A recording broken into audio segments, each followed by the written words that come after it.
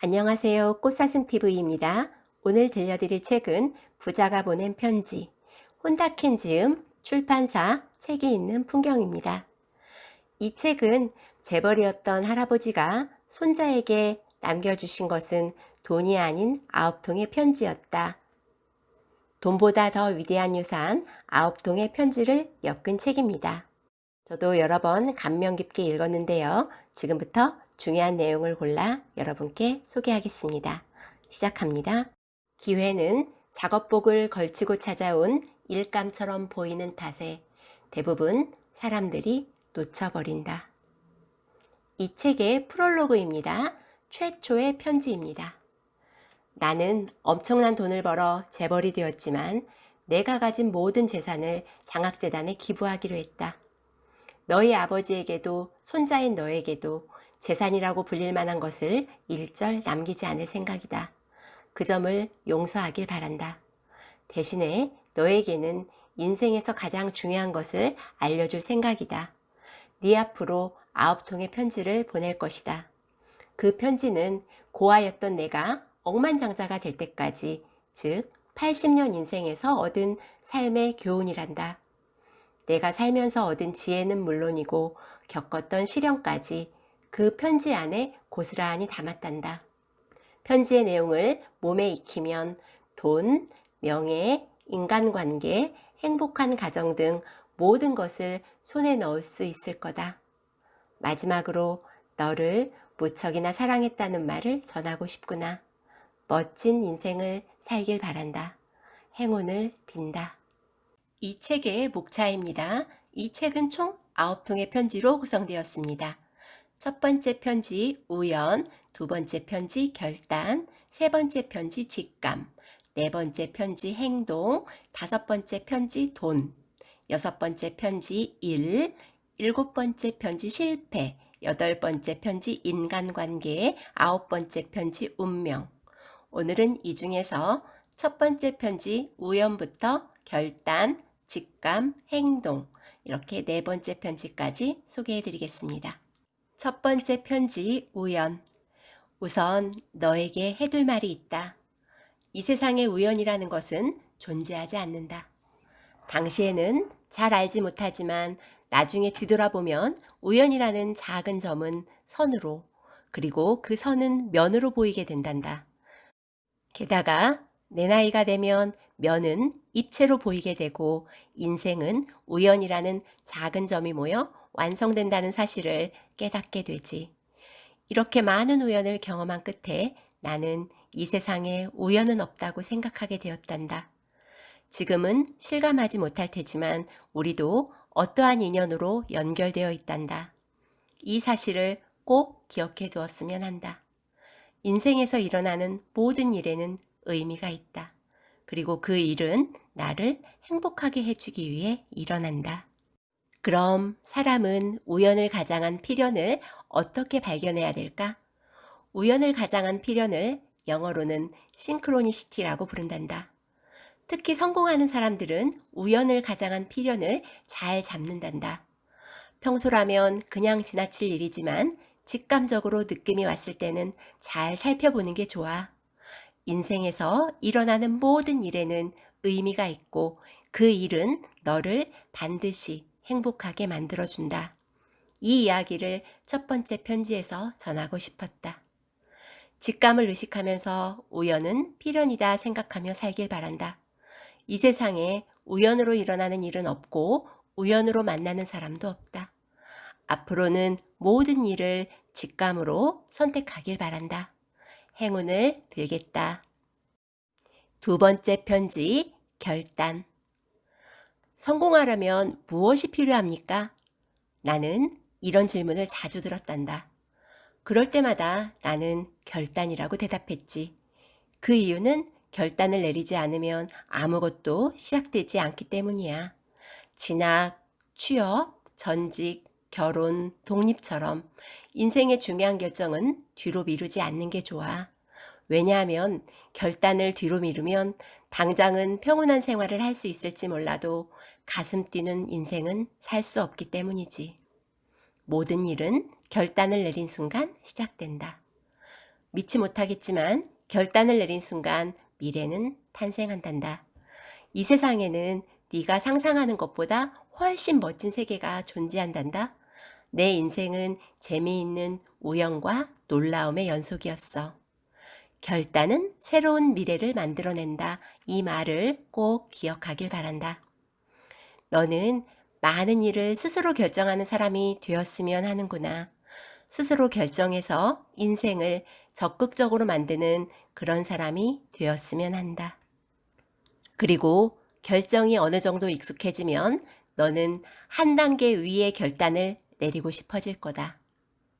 대부분의 사람들은 현재 상황을 평면으로만 본단다. 하지만 평면에만 있으면 어느 것을 선택해도 상상을 뛰어넘는 미래는 볼 수 없단다. 조금 더 높은 곳으로 올라가 결단을 내려야 해. 이렇게 조금 더 높은 곳으로 올라가 결단을 내리면 너는 지금과는 전혀 다른 세계로 도약할 수 있단다. 평사원이었던 사람은 임원이 되면 완전히 다른 세계를 보게 되지. 독립해서 사장이 되면 지금과는 전혀 다른 세계를 보게 되고, 이것이 인생을 바꾸는 차원 상승이라는 거다. 성공하는 사람은 모두 이렇게 인생의 무대를 바꾸는 도약을 반복적으로 경험한단다. 차원 상승은 인생을 즐겁게 살기 위한 필수 조건이야. 현 시점에서 무엇을 어떻게 결정해야 할지 모르겠다면 최고의 미래를 손에 넣는 결정을 하면 돼. 네가 원하는 최고의 인생을 꾸준히 생각하렴. 그 최고의 인생이 결정되면 상상력을 발휘해 가장 좋은 인간관계, 가장 좋은 배우자나 가장 좋은 친구, 가장 좋은 공부, 가장 좋은 일, 가장 좋은 경제 상황 등을 그려보렴. 지금의 연장선상이 아니라 완전히 다른 차원의 미래를 그려보는 거야. 그러면 감각이 바뀌고 매일의 행동이 바뀔 거다. 즉, 최고의 미래가 조금씩 너를 향해 다가오는 거지. 아무 결정도 행동도 하지 않는 인생이 가장 위험한 인생이란다. 마지막으로 중요한 것 하나. 결정한 것은 종이에 적어야 실현된다. 중요한 결정에 대해서는 특히 그렇단다. 무언가를 결정했다면 그것을 꼭 종이에 적어라. 그러면 스스로도 깜짝 놀랄 정도로 재미있는 인생이 펼쳐질 거야. 어느 철학자가 이런 말을 했단다. 인생을 한순간에 바꿀 수는 없지만 나아가는 방향은 한순간에 바꿀 수 있다. 지금 결단을 내려라. 그리고 최고의 인생을 살아가라. 결단을 내리면 분명 무언가가 일어날 거다. 행운을 빈다. 한 가지 추가하면 인간은 결단을 내릴 때 불안과 공포를 느끼지. 그것은 무언가를 결정할 때 이게 올바른 결정일까, 더 좋은 선택지는 없을까라는 생각 때문이야. 이럴 때는 세 가지 방법이 있어. 첫 번째 방법은 불안과 공포를 느끼는 게 당연하다고 생각하는 거야. 두 번째 방법은 불안 뒤에 있는 두근거림에 집중하는 거야. 그리고 세 번째 방법은 결정 스트레스가 클수록 빨리 결단을 내리는 것. 잘 결정하는 습관을 몸에 익히면 망설이는 시간이 줄어든단다. 지금까지 두 번째 편지 결단 들려드렸습니다. 다음은 세 번째 편지 직감입니다. 오늘은 직감이란 무엇인지 그리고 직감을 어떻게 사용해야 하는지에 대해 알려주마.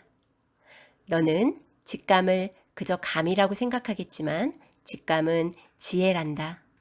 그리고 너를 행복으로 이끈 내비게이션이라고도 말할 수 있지. 직감이란 이미 모든 것을 알고 있는 내면이 보내는 신호라고 생각해도 좋아. 내면은 모든 것을 알고 있기 때문에 너에게 꼭 필요한 신호만 보낼 거다. 그러면 직감은 어떻게 받아들여야 할까? 가슴이 두근거리고 다리가 떨릴 정도로 겁나고 몸이 뜨거워지고 기분이 좋아지는 것, 이것들은 모두 직감이 보내는 신호란다. 행복한 인생을 보내고 싶다면 직감을 읽는 기술을 익혀야 해. 내가 가고 싶은 방향에 서 있을 때 사람은 자연히 흥분을 느끼게 된단다. 그래, 이거야 하면서 몸에도 마음에도 긍정적인 에너지가 흐르게 되지. 반대로 내가 가고 싶지 않은 방향에 서게 되면 어떻게 될까? 그때는 당연히 기분이 나빠지고 우울해질 거야. 직감은 항상 행복을 위해 일한단다. 그렇기 때문에 내 안의 목소리에 귀 기울이는 것이 가장 중요하다고 할 수 있지. 이성적으로 잘 모를 때는 용기를 가지고 몸과 마음이 보내는 직감에 인생을 맡겨보렴. 어쨌든 직감을 따르겠다는 마음가짐이 중요하단다. 직감은 가슴이 보내는 정보의 파도야. 갑자기 확 올 때도 있지만 탁 멈출 때도 있지. 정보가 멈추면 인생이 정체기에 들어서거나 잘못된 길로 빠질 가능성도 있어. 그럴 때는 다음 정보가 올 때까지 잠시 기다리는 것도 하나의 방법이란다. 하지만 직감이 왔을 때는 대담하게 행동해야 해. 멋진 서퍼처럼 파도를 즐겨야 하는 거지. 직감을 따르면 그 후에는 재밌는 우연이 차례대로 일어날 거야. 큰 파도를 탄 서퍼처럼 우연을 따라 여행하는 것은 인생에서 가장 즐겁고 설레는 경험이란다. 두 번째 편지에서 결단이 중요하다고 말했지? 하지만 정작 중요한 순간에는 이성과 논리가 아니라 직감으로 결단을 내려야 한단다. 너도 결단을 내릴 때는 직감을 사용해 보렴. 직감을 사용하면 결단도 빨리 내릴 수 있을 거다. 직감을 사용하는 데 익숙해지면 모든 일을 10초 만에 결정할 수 있게 될 거야. 그러면 자연히 결단과 행동이 빨라지기 때문에 남들보다 크게 성공할 수 있게 된단다. 성공하는 사람들은 재능이 있어서 성공하는 게 아니야. 그들은 남들이 이런저런 고민을 할 시간에 3배 이상 많이 도전하지. 이렇게 도전하니까 남들보다 성공하는 거란다. 애플의 창업자 스티브 잡스를 잘 알고 있지? 그가 2005년에 스탠퍼드 대학 졸업식에서 한 연설은 많은 사람들에게 큰 감명을 주었지. 한번 들어봐. 우리에게 시간은 한정되어 있다. 따라서 인생의 시간을 낭비하지 말자. 독단에 빠져서는 안 된다. 그것은 다른 사람의 삶을 따라하는 것과 같다. 다른 사람의 삶을 따라하다 보면 내면의 목소리가 사라지게 된다. 가장 중요한 것은 내 마음과 직감을 따를 용기를 가지는 것이다. 우리의 마음과 직감은 내가 무엇을 원하는지 잘 알고 있다. 그 이외의 모든 것은 부차적인 것이다. 이 연설에서도 알 수 있듯이 스티브 잡스도 직감을 매우 중요하게 생각했단다. 중요한 것은 직감으로 내린 결단이 옳은지 그른지 신경 쓰지 않는 거란다. 선택한 후에는 혼신을 다하는 것이 중요하고 그렇게 혼신을 다하다 보면 대부분 일은 잘 풀리기 때문이지. 망설이지 말고 직감을 사용해 결단하고 행동하렴. 인생에서 가장 쓸모없는 것은 아무것도 결정하지 않은 채 무의미하게 흘려보내는 시간이란다. 나는 지금까지 중요한 순간에 몇 번이나 직감을 믿었단다. 때때로 실패할지도 모른다고 생각했지만 뒤돌아보니 그 결단은 결코 틀리지 않았어. 직감을 사용한다는 것은 안 쓰던 근육을 쓰는 것과 같아. 그래서 처음에는 조금 어색하고 힘들겠지만 계속해서 직감을 사용하려고 노력하다 보면 금방 익숙해질 거란다. 네 안에 있는 직감을 잘 잡길 바란다. 그리고 직감을 사용해 다양한 결정을 하고 행동을 하길 바란다. 그럼 직감과 그냥 감을 어떻게 구별해야 할까? 직감은 가슴 깊은 곳에 있는 명확한 정보야. 딱 들어맞는 정확한 느낌이라고 할 수 있지. 그러나 감은 애매모호한 거란다. 순간 가슴에 떠오르지만 감정을 울리지는 않아. 한편 직감은 계속 그곳에 있는 확실한 감각이야. 직감은 몇 번을 물어봐도 같은 대답을 주지. 조용히 가슴을 울려서 정답이라고 할 수 있어. 직감은 인생을 새로운 무대로 이끌기 때문에 가끔은 공포심을 주기도 해. 가슴속으로 물어봐. 그러면 그것이 공포인지 직감인지 알 수 있게 되지. 혹 실패를 많이 해도 적극적으로 나아가면 아무것도 하지 않을 때보다 훨씬 더 앞으로 나아갈 수 있단다. 지금까지 세 번째 편지 직감 들려드렸습니다. 네 번째 편지 행동. 앞에서 우연, 결단, 직감에 대해 이야기했지. 결단을 내렸다면 반드시 해야 하는 것이 있어. 그것이 바로 행동이란다. 결단과 행동은 하나야. 모든 일은 결단을 내린 순간 시작된단다. 아무리 결심해도 행동하지 않으면 미래는 다가오지 않아. 결단을 내려도 집안에만 틀어박혀 있으면 네가 결심한 미래는 실현되지 않을 거다. 결단이 미래를 탄생시키고 행동이 그 미래를 이끌어줄 거란다. 행동에는 두 가지 종류가 있어.